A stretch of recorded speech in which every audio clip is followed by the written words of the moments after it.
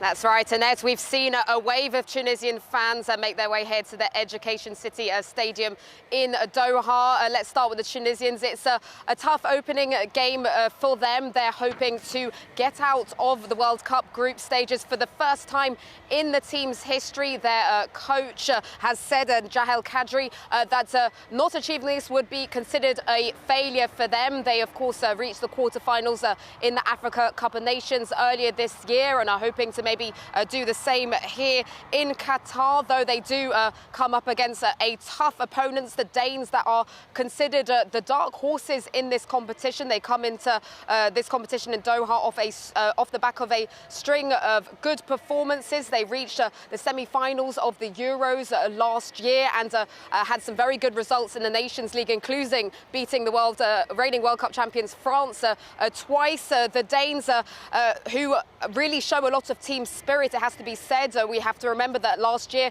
Christian Eriksen, their star midfielder, suffered a cardiac arrest in their opening game in the Euros, and it only seemed to galvanise them. And quite remarkably, he will be back on the pitch for Denmark in this World Cup.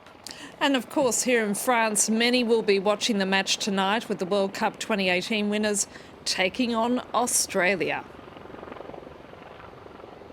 That's right. It's finally time for France to kick off their campaign to retain their World Cup title. If they are successful, they'd be the first team to retain a World Cup title since Brazil all the way back in 1962. So I think that says it enough that it's quite a hard task to retain a World Cup title. There's obviously a lot of pressure on France, even more so because of the fact that they have suffered setback after setback before even kicking a ball at this World Cup. The latest blow is that of Karim Benzema, who is out injured.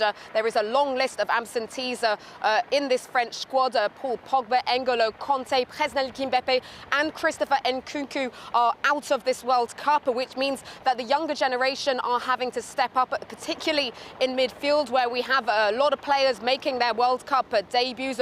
Aurélien Tchouameni, Eduardo Camavinga and Youssef Fofana. So a lot of inexperience in this squad, but we still have in this French squad some stronger experienced figures to depend on. Olivier Giroud, who will of course be playing a bigger role than expected because of the fact that Karim Benzema is out. And as you said, they will be kicking off their World Cup campaign against Australia exactly as they did in 2018. Back then, it was maybe a tougher game than Les Bleus had expected. They did win 2-1 back then, and the Australians, the Socceroos, come into this as a late addition to the World Cup. They qualified in very dramatic circumstances for their fifth consecutive World Cup. They beat Peru on penalties to qualify here, and they'll be hoping to carry that momentum through into the tournament, as they do have a very tough game, it has to be said, first against the reigning world champions, France. Selina Sykes reporting there from Qatar, who's clearly in for a busy evening. Thank you, Selina.